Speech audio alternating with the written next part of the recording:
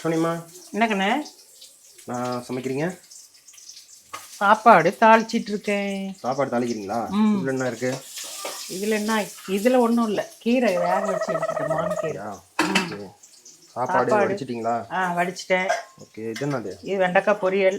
வெண்டைக்காய் பொரியல், பா சூப்பர். வெண்டைக்காய் பொரியல் செஞ்சுட்டேன். அப்புறம் கூழ் வச்சிட்டேன்.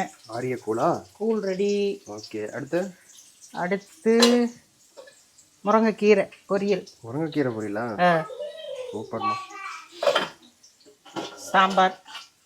என்ன சாம்பார்? காய் இல்லாத சாம்பார். ஓகே. பருப்பு சாம்பார். பருப்பு சாம்பார்.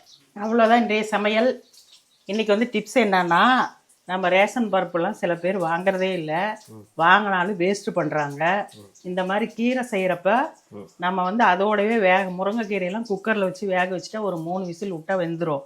அப்படியே வேக வைக்கணும்னு இல்லை, அதோடு இந்த பருப்பும் சேர்த்து 3 விசில் விட்டு பருப்பு தாளித்து பாருங்கள். கீரை சூப்பரான சுவையான முருங்கைக்கீரை ரெடி. பாய் கண்ணுகளா, அடுத்த வீடியோவில் சந்திப்போம்.